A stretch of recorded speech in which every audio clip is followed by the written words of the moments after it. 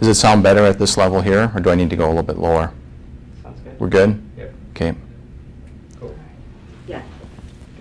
There's just that second delay. All right, I'm going to start the stream. Okay. So.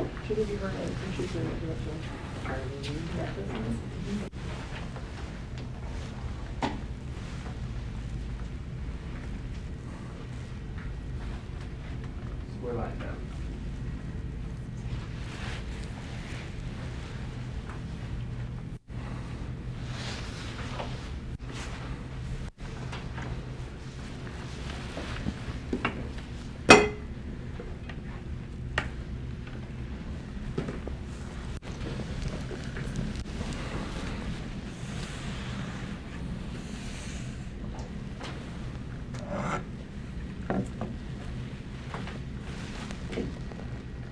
Hi everyone, my name is Arlene Matheson, and welcome to the Blowing Snow Control Tools webinar that we're hosting today. I'm with the Center for Transportation Studies at the University of Minnesota, and I'm very pleased to have Dan Gullickson from MnDOT with us to demonstrate the snow fence design tool, and David Smith from the University of Minnesota to demonstrate the Blowing Snow Control cost benefit tool.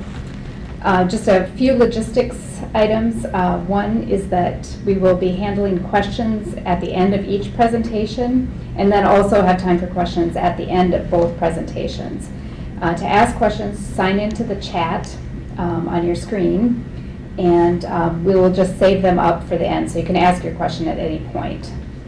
This webinar will be recorded and posted on the Blowing Snow Controls website, which is snowcontrols.umn.edu, and we will be launching a new site by the end of the week or early next week, and we'll be sending a note out to everyone who is attending about that website. And then we will also have a survey on the tools that we would appreciate feedback on. So let me just go ahead and turn it over to Dave, who will be taking us through the cost benefit tool. Thank you, Arlene.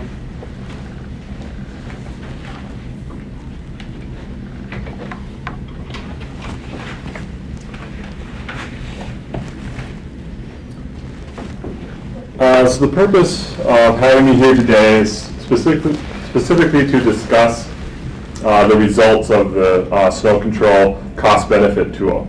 As you can see here, we have the web tool up and running, snowcontroltools.umn.edu, and you can see in the snow control tool we have the input side on the left here. And so we're already assuming that you've completed the inputs. We have the output side on the right hand here. The example that we're going to go over today is the default scenario that anyone can access just by going to the web address for the tool. So if you are at the main tool site and you're not signed in, we have this example there that you can look at and go over again after this web presentation today. So I'm going to start by talking about some of the metrics that we have reported in the results from the tool. So if we look at the right-hand side of the tool, the output side here, the first metric that we have is the cost versus the benefits. As you can see on the upper right, or sorry, in the upper left side, these values are in net present value, and it's the net present value over the practice life of the particular scenario. Specifics about net present value and how these calculations are made are in the user's guide, and that user's guide can be accessed through the main menu here, and you can see if I click on the user's guide, it opens up a wiki that we have as a user's guide, and that is updated on a regular basis. So anytime you have specific questions about results, how they're calculated, you can look at that user's guide. On the top of the user's guide, we have frequently asked questions. For example, question number 8, how do I interpret the results? How do I know if I should control blowing and drifting snow? So that will give you some of these answers aside from this webinar. Down further in the user's guide, If you look at the outputs, we have specific details and specific equations that outline how these calculations are made. So if you want a lot more detail, you can look there and get some information. So back to the web tool.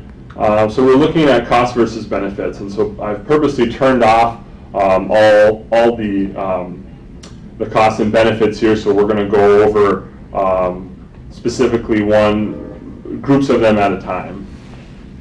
So the first thing we want to look at is those the benefits that are specifically for the transportation agency itself. So these are the reductions in cost to treat blow ice, or the reductions in cost to treat crashes. And we're going to compare 4 different scenarios today. So we're looking at living snow fences, standing corn rows, structural snow fences, and grading. And you can see from these results, this is a hypothetical example, but you can see from these results that for structural and grading, the benefits are the same. So we're assuming that this blowing and snow control problem has been treated, and we don't have a problem anymore. If you look at the living snow fence benefits for the agency, you can see that those benefits are slightly reduced. And the reason there is because living snow fences take some time to grow. So in the first 4 years, you don't get quite all the benefits that you would with a structural snow fence. If you look at standing corn, you'll notice that those benefits are about half of what the benefits are for structural and grading. And the reason for that here is that we're assuming a rotation of corn and soybeans, so that those benefits only are there in those years which you have corn to leave. Those years in which you have the other crop in the rotation, in this case soybean, there's no snow fence, so you don't accrue those benefits. In addition to the benefits to the agency, we have benefits to broader benefits to society. So the agency benefits here are shades of blue, and the societal benefits are in shades of green. So we have benefits to reductions in crashes, benefits to increases in mobility and reduced travel time, and benefits of decreases in carbon emissions. And so as you can see there, it's the same general pattern for all these different types of snow fence, but those benefits increase in addition to the benefits to the agency. So now let's look at the cost side. We have installation costs, and as you'll notice that with standing corn row, we don't have an installation cost there because this corn is already there, the farmer has already planted it.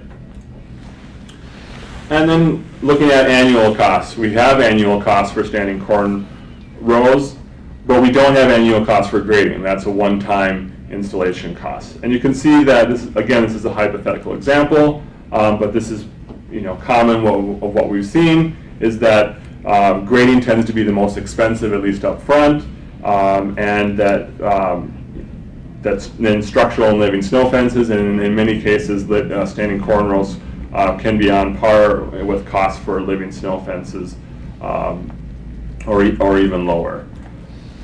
So now the question is what solution do we use? And should we use any solution at all? Should we control this blowing and drifting snow problem or not? As we look at this graph, I brought up the costs and the benefits, and the graph allows you to look at the magnitude of the benefits, so kind of the area of the blue and green, and the area of the red. So you can compare visually what the benefits are and what the costs are. And we can see here that with all the solutions, the benefits outweigh the costs. And so this seems like a good location to do some sort of blowing snow control solution. So what particular solution do we choose? Well, we can see that in this case, living snow fences seems to be a good option. It gives us most of the benefits that structural and grading do, but at a reduced cost in this example. Standing corn rows can also be a good option, although since we don't get those benefits in soybean year, the benefits are reduced there. The next metric that I want to look at is the benefit cost ratio. And the benefit cost ratio is very much related to the cost versus benefit. The benefit cost ratio is just the benefits divided by the costs. And so if we look at here for the agency, we can see that in many of these cases, the benefits outweigh the costs. So anytime you have a benefit cost ratio of greater than 1, that means that the benefits are greater than the costs. If you have a benefit cost ratio that's less than 1, it means that the costs are greater than the benefits, and this may not be a great site to do a blowing and drifting snow control. We also have the benefit cost ratio for society, so we can look at how those benefits and costs compare. You'll notice this red area in the benefit cost ratio. That's the area that you want to stay out of. So that red area means that the benefit cost ratio is less than 1. And in this case, we have and when we're looking at grading, for the agency itself, the benefit cost ratio is less than 1. But if you look at the broader benefits to society, that benefit cost ratio is greater than 1. The next metric that we want to look at here, which I think is probably one of the most valuable metrics that we have here, is looking at the internal rate of return. So the internal rate of return is the annual rate of return on an investment. So if you want to think of these in terms that most people are familiar with, just think about the stock market or your 401k plan and the returns that you get on that each year. So if we look at the case of living snow fences, if the agency were to use this solution on this blowing snow problem site, the agency would see about 11% return on investment. And that's a real rate of return, so that's adjusted for inflation. So as an approximate, if you wanted a nominal rate of return, you need to add the inflation rate on to the internal rate of return. So it looks like a pretty good investment, 11%. Anyone would be happy with 11% return in something like the stock market. Again, we can also look at that rate of return for society. So now that we've figured out that we want to put a solution on this site, one of these snow control solutions, and we've picked one of the particular snow control solutions, we need to understand how do we compensate a private landowner for taking land out of production or purchasing an easement on their property. And so that's where we have the next set of metrics, which is the annual payment metrics. And these annual payments, instead of being in total dollar amounts, they're in dollar amounts per acre to give some idea of what the rate of payment should be for these snow control solutions. So first I'm going to look here at standing corn rows. And if we hover over any of the program years, you can see that we have the landowner break even. This is the amount of money that the landowner would lose by leaving standing corn rows, including the inconvenience and the lost yield from leaving the corn standing over the winter. In this case, it's just under $700 per acre. We also have the max agency and the max society. The max agency is the maximum amount that the agency should be willing to pay per acre in order to put this snow control solution on this particular site. If the agency pays at that maximum amount, they'll see no return on investment. So what the agency, the payment level for the agency should be somewhere between the landowner break even and the max for the agency. Specific transportation agencies will have their own programs and policies which determine how exactly that payment amount is determined. We also have the max to society. So as looking at the benefits to society, that we should be willing to pay up to that amount to get the snow control solution in place to have a positive return on investment for society.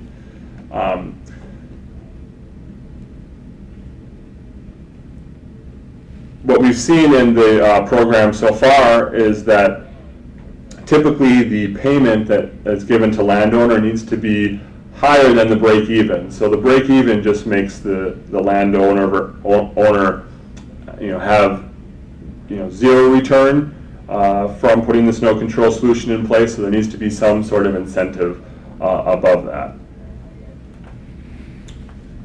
We can also look at and turn on other blowing snow control solutions and look at those benefits over time.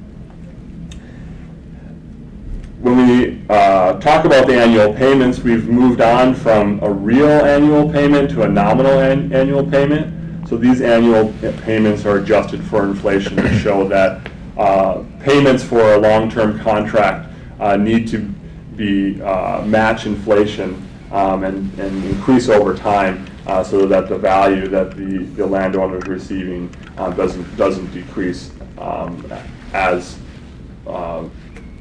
prices for goods increase over time. The final thing we have on the results is the details of these results.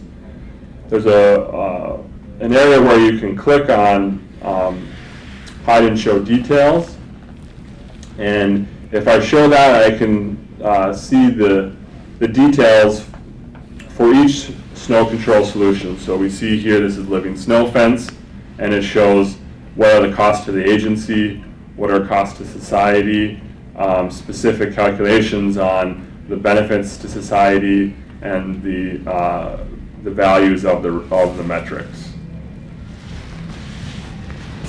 We can see as we go down here, we have standing corn rows, structural snow fences, and grading.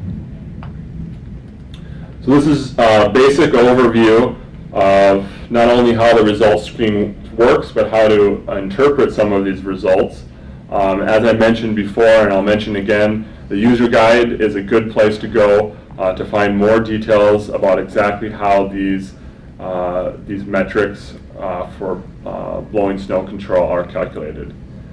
And I think that's the end of what I have to say, and I'm going to see if there's any questions that we can answer. Not yet.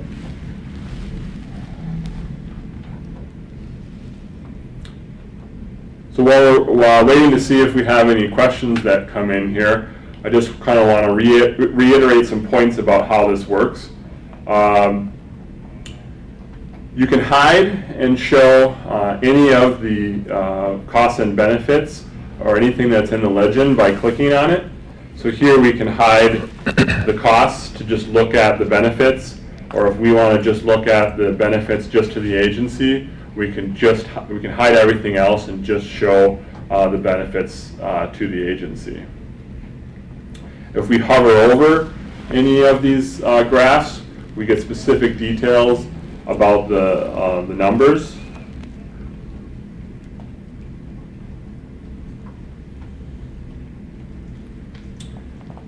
What's also important to note about the results is that in addition to being able to save the results, or save the inputs if you're logged in, you can also update the results without having to save over your data.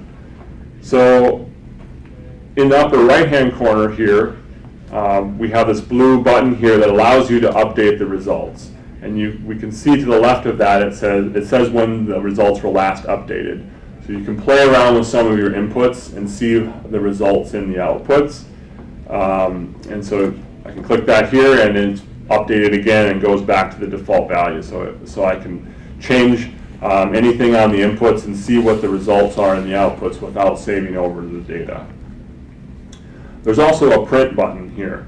So next to the refresh button, there's a print button. So if you click on that print button, you will get your normal operating system print dialog, and it's specifically formatted so that when you print this report out, you get all of the inputs printed and all of the outputs printed. So you can create a PDF or create a paper copy of the outputs to present to other people or to save for future reference.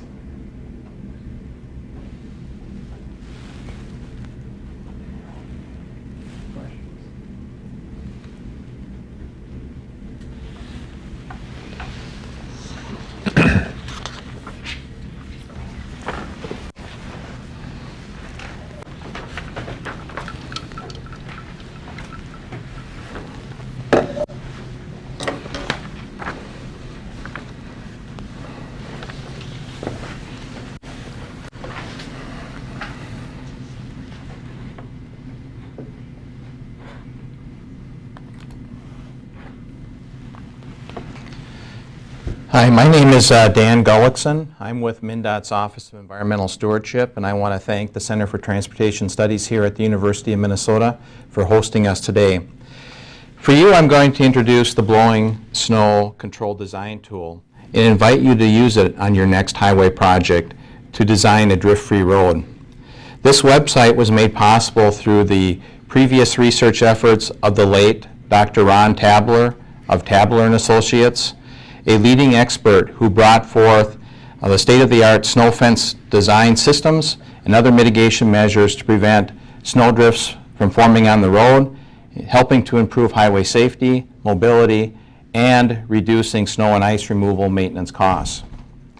Dr. Tabler authored the Strategic Highway Research Program's design guidelines for the control of blowing and drifting snow. In 2001, MnDOT sponsored a research project with the University of Minnesota to look at our winter climate database. Dr. Mark Seeley, Martha Scholsky, Kenny Blumenfeld, and Amy Baker developed an interactive website that looks at our winter climate data from across 300 observational sites in the state. This has been useful in agencies such as the U.S. Department of Agriculture, Natural Resources Conservation Service, and the Minnesota Department of Transportation, as we've utilized this website to help design our living snow fence conservation practices. This website plugs into Dr. Ron Tabler's algorithms for snow transport using Minnesota's winter climate database gathered by the University of Minnesota to help address future blowing and drifting snow problems. And this project was made possible through funding from the Minnesota Department of Transportation Research Implementation Program and a consultant service contract with the University of Minnesota. So with that, I am going to take you into this site and show you what it can do. First off on the site here, you can see the work of Dr. Seeley and others at the university here, and if time permits, I may talk a little bit about that, but we are in a tight time frame here today, but I would invite you to come back here and look at the executive summary, the task reports, and the case studies that were done. So once we get to the site here, we're going to actually start to interactively tap into our winter climate database for any given location here in Minnesota.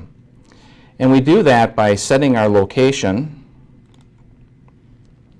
And you can either, if you know the lat long of the site that you're going to be doing your project on, you can type that in here. If you know the township range and section, you can type that in here. Or you can actually zoom on to a location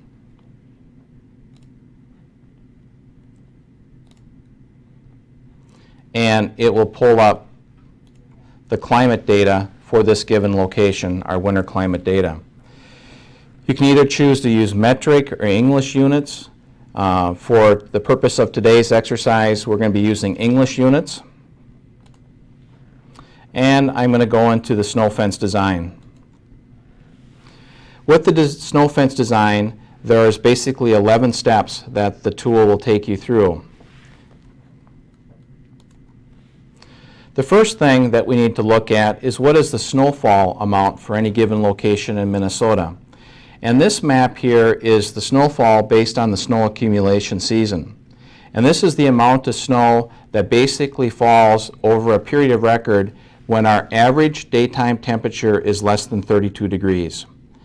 And in the metro area here of the Twin Cities, we're probably looking around November 15th. And then March 15th is that period of time, roughly speaking, where our average daily temperature is 32 degrees or less. Then what is done is looking at how much snowfall occurs during that window of time. And what this does is it allows us to design for the amount of snow that will typically occur during our snow accumulation season, so we don't over-design our snow fence treatments. Because we can have situations where we have like the Halloween blizzard of 1991, where we had that snowstorm that hit on October 31st. Well, that snow will tend to melt before we really get into our snow season. We can also have late winter storms that happen in April, and that snow will readily melt due to the high sun angle. And so that's usually not too much of a factor. We really want to focus on that amount of snow that's going to fall during the point in time when our average daily temperatures are less than 32 degrees. So looking at that in Minnesota, we can see that on average, we're probably looking at designing for anywhere from 30 inches to 40 inches of snow that we have to manage with our snow fences. The other thing we want to look at is what is the snow-water equivalent ratio, and that's going to influence how much that snow is going to blow, because snow that's wetter is not going to be carried or picked up by the wind as much. And generally speaking, what we found here in Minnesota, that is if we get 1 inch of precipitation, that typically translates into about 10 inches of snow in terms of its water equivalent ratio and its potential to blow.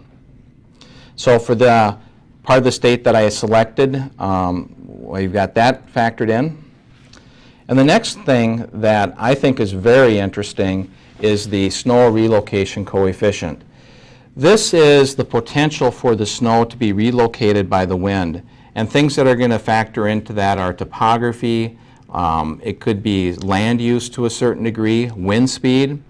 And the worst case scenario that we can have is a 70% relocation. So 70% of the snow that falls gets relocated by the wind. That's the worst case scenario we can have. That's a Siberia-like condition. It's interesting, in Minnesota, we have 3 locations that are almost Siberia-like in nature. They are up in the far northwestern part of the state, in the Morris area, and then also in southwest Minnesota, primarily in that Worthington area. We can have a high degree of relocation of the snow by the wind. As we move further to the east across our state here, we can see the relocation coefficient drops. And as we get closer to the metro area, it's in the neighborhood of 20% or less that gets relocated by the wind.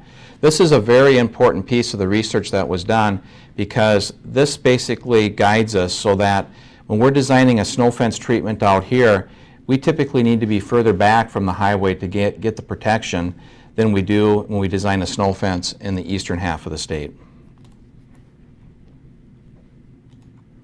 Wind direction. This is the one piece in here that you as a user are going to have to type in as what your prevailing wind direction is for blowing snow.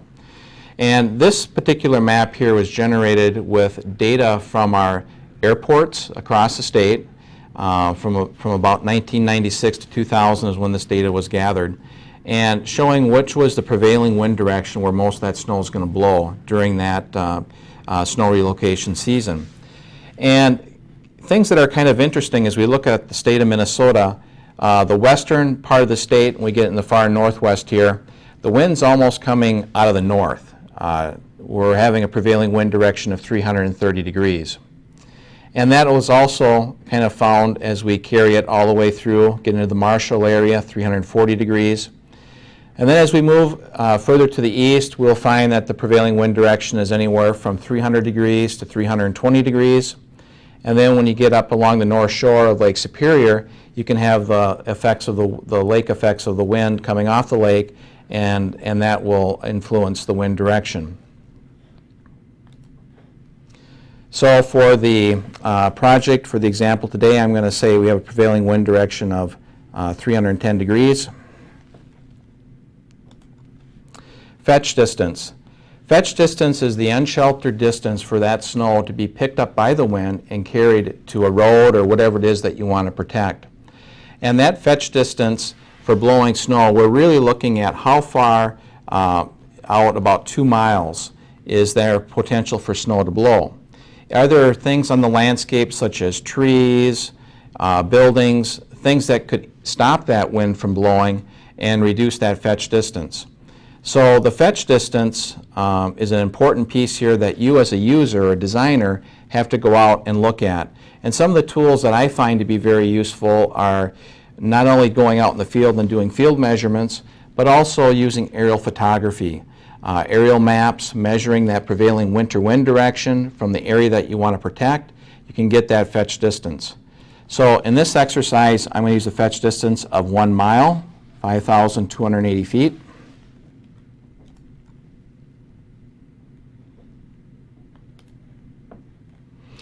And now we tap into the formulas that Dr. Ron Tabler developed that will tell us that we have 15.82 tons of snow per lineal foot of fence is what we have to manage for with our snow fence design. So now that we know how much snow is being transported to the site, now we have to look at the fence porosity to determine the fence height and setback from the road. With fence porosity, we find that the 50% porous fences tend to be the most efficient at trapping, blowing, and drifting snow. And those are your Wyoming-style structural snow fencing. It may also be standing cornrows. We find that with shrubs and with the living snow fences, the porosity tends to be less. There's more density in a living snow fence, especially if we're talking a twin shrub row, which we have a porosity of 27.5%. In the example that I'm going to do today, I'm going to use a structural snow fence porosity of 50%.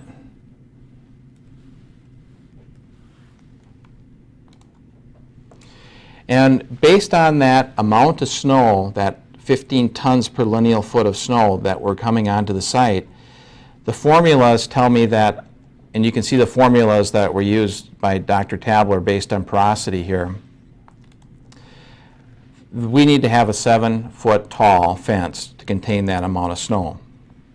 So the next step is, how is the wind striking the road? Because the way the wind strikes the road will influence how much blowing snow we're going to have to manage. And it will also affect our setback. So what we want to look at is what's the attack angle of that wind that's striking the road. So let's say we have a prevailing winter wind direction of 300 degrees, which we see right here. We draw that on our maps. We want to know the attack angle is the acute angle that wind is hitting. Not the obtruse, but the acute angle. In this case, it's a 30-degree attack angle on this east-west road with a 300-degree prevailing winter wind direction. If we had a north-south road and we had a 300-degree prevailing winter wind direction, the attack angle would be 60 degrees. The worst-case scenario that we can have is a 90-degree attack angle. That's when the wind is really hitting the road at the worst case scenario in terms of the amount of blowing snow that we're going to have to manage. In my exercise here, I'm going to say we have an attack angle of 90 degrees. And with that, using Dr. Tabler's formula, based on porosity, the attack angle of the wind, we're able to, with using Minnesota's winter climate data, able to show that for this style of snow fence, we need to be set back 240 feet. And that's going to be the length of the snowdrift that's going to occur downwind of the fence itself. Now, typically we recommend that we have our fences set back from the edge of the right-of-way line or the edge of the road ditch. because we want to use the road ditch for snow storage for those seasons that we may get winters that exceed our normal snowfall amounts. But depending upon the level of risk that the designer wants to use, you may want to use this 240-foot setback, maybe from the edge of the travel lane of the road, or the edge of the shoulder, or maybe the ditch bottom. But the main point I want to stress here is that on average, the snowdrift in this scenario with this style of snow fence is going to extend about 240 feet. Fence extension. It's important when we're designing our snow fence treatments that we know where the problem begins and where the problem ends. And from there, we draw in the prevailing wind direction at the ends here, and we go plus or minus 30 degrees of that prevailing wind direction.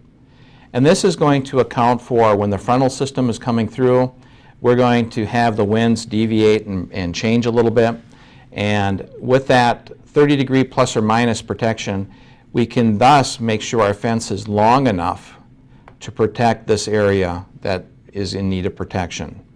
So in other words, if this area here needs to be protected by blowing snow, we don't just run a snow fence from here to here.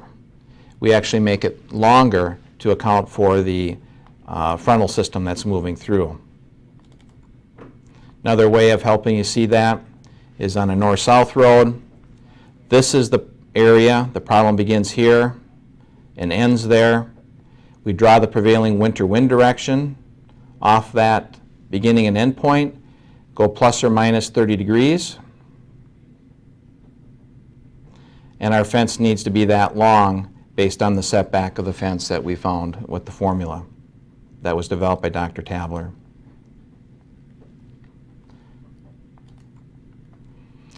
So now we get to the point where you can actually provide some documentation that you can put into the project file that will show you the location of your snow fence treatment, the amount of snowfall, the snow-water equivalent ratio, the relocation coefficient, the direction for greatest snow transport, fetch distance, the amount of tons of snow that we have to manage per lineal foot, the fence porosity that you're going to use, the required fence height, attack angle, and setback. You can type in your personal name here, and you can reference it by a project number so that you can save it to a project file. You can also go back here for the benefit of other states who might be here that don't have our winter climate data that we have here in Minnesota. You can go in here and you can utilize your own climate data for your particular state, and just by typing in the snowfall over the snow accumulation season, estimate your snow-water equivalent ratio. Remember the relocation coefficient, the worst case scenario that you can have is 70%. And your fetch distance, you can enter whatever value that you need to be designing for. Just keep in mind that typically once you get beyond 2-mile fetch distance, we really don't see where the blowing snow amounts are going to change drastically. Most of the blowing snow that we're really focusing on is within that first 1,000 feet to 12,000 feet. That's the area that we really are concerned with the amount of snow transport, as well as the attack angle on the road. Okay, I am going to go back to the start, and I'm going to talk a little bit about road design for those who might be using this tool for getting their climate data to design a drift-free road. And general rules for a drift-free road are that the minimum distance from the edge of pavement to the toe of the back slope should be about 46 feet wide. The ditches should be at least 4 feet deep. And the distance from the edge of pavement to the toe of the back slope should be based on this equation here that was developed by Dr. Tabler. So for my given the site that I selected in Minnesota, I'm going to first look at raising the grade. And for that location that I selected, it tells me that the minimum height of the road above the surrounding topography should be about 2.96 feet. And this is based on the amount of snow that falls put into this equation. So for a road designer, if you're designing your road, the goal would be to let the wind sweep the road clear of the blowing snow. In order for the wind to work for you, you need to have it elevated above the surrounding topography, and in this particular case, just under 3 feet above the surrounding topography. And that will allow the wind to catch that snow and sweep the road clear so you don't have a drift that forms on the road. So if I'm going to look at flattening the back slope, I click on that, and this map is the same map that you had seen earlier. It's getting the wind direction for the state. So I type in the prevailing winter wind direction for a given location, and in this case I'm going to type in 310 degrees. The attack angle that the wind hits the road, I'm going to use a 90-degree attack angle, which is our worst case scenario for getting hit with blowing snow. And then what is the height of the cut rolled through? And let's say if the cut is 1 foot taller than the road shoulder itself, using this formula here, we hit calculate, it says that the minimum distance from the edge of the road shoulder to the top of the back slope should be 96 feet. So that would mean acquiring additional right-of-way to allow us to construct a wider ditch that would allow for that snow to be deposited in the snow in the road ditch. Now we can go back here and change these numbers. Let's say if our cut was 5 foot, then we would need to go out 103 feet. Or if our cut was 15 feet, now we're having to go out 121 feet in order to have a wide enough ditch to contain that snow. So that's a real simple tool that a road designer can look at their highway cross sections and look at the need for maybe widening the ditches, flattening that back slope so you trip that snow further away from the road, deposit in the road ditch, and thus increase your snow storage capacity to achieve a snow drift free road. So with that, that concludes my portion of my presentation, and I would be interested if there are any questions out there. So the first question is, how do they measure relocation, how do they measure the relocation coefficient? Yeah, the researchers from the University of Minnesota, they looked at wind speeds in these various areas of the state. They also looked at the topography, and also the unsheltered distance, the openness of that country can also come into play. But it's basically looking at those parameters, primarily looking at the airport data that occurred in those given regions of the state to estimate what that relocation coefficient is. And in talking with our snowplow operators, it's pretty indicative in terms of what they're experiencing out there as well. And what the University of Minnesota's researchers were able to do was able to actually put a number to that to create a value that we're able to incorporate into these formulas for predicting snow transport. And the next one is, have you considered updating the tool to account for fences that grow larger than the required height, thereby creating additional storage capacity and reducing the drift length and required setback? Looking at that particular question here, I think it's important that we look at how much snow do we anticipate that is blowing onto the site. And in the example that I shared with you earlier, we had the example that we needed to have a 7-foot tall fence, and that had to be set back a certain distance that the program guided us to. I think it's important that we adhere to that. We could put in a taller fence, or that fence could get taller, but typically the amount of snow that's being transported to the site, it's not going to actually be catching any more snow than that. So I think it's real important that we look at designing our snow fences to factor in the amount of snow that is going to be coming to the site. And this whole formula here, these tools that we see here, is all based on flat topography. it's not assuming any ditches, and that's where we get into another tool. It's a geopack snowdrift tool. It's a tool that was developed by the Wyoming DOT that can then take into account the ditch depth, that could then allow us to maybe oversize a snow fence in terms of it being taller. But then you have a ditch that can also be designed that can hold more of that snow.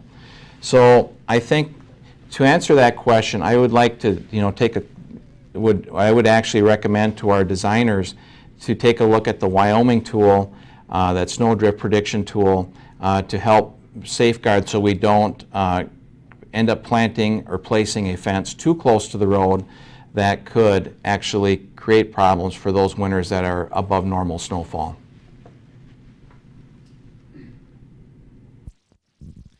Is the Wishbone design for snow fence still included in the website?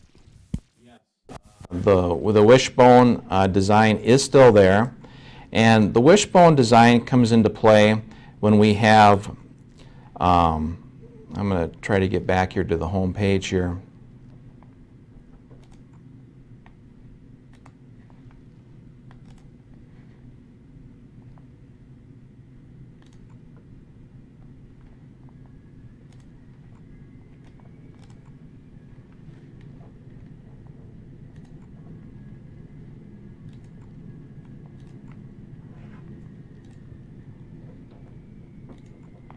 So what I'm doing here is I'm just going into the snow fence design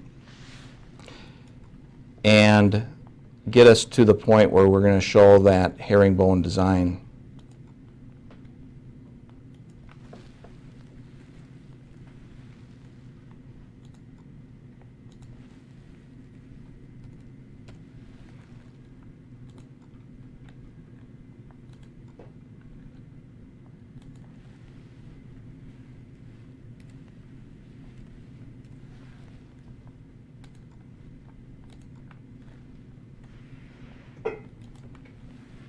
So when we start to get into the herringbone design is when we get into attack angles that get to be less than 30 degrees. And I'm going to change this here to 25, a 25 degree attack angle.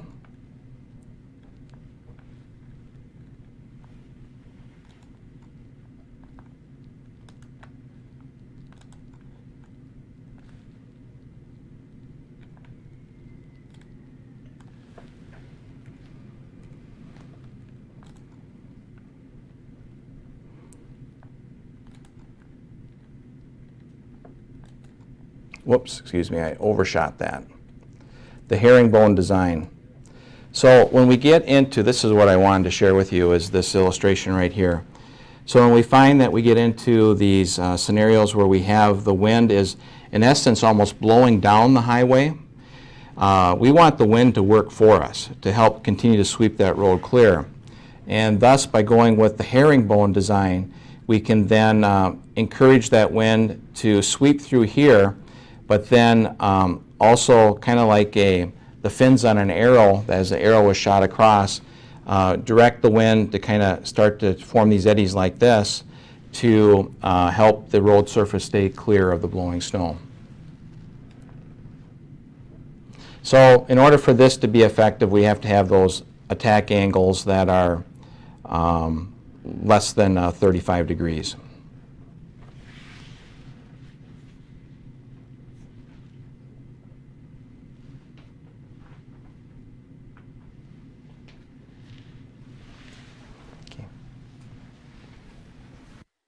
Thank you so much, Dan and Dave, and thank you everybody for attending.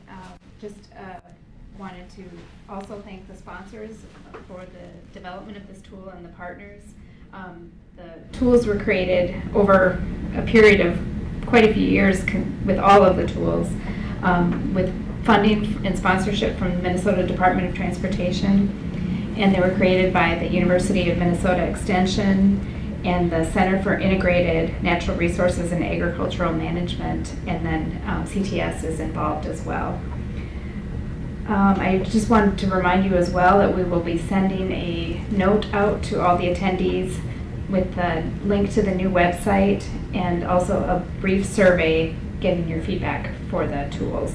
And the website URL is snowcontroltools.umn.edu, which exists now, and you can access the tools through there, but it will be a more robust site that will contain a lot more information with the background and usage of the tools and this webinar recording as well. So thank you, everybody, and have a good day.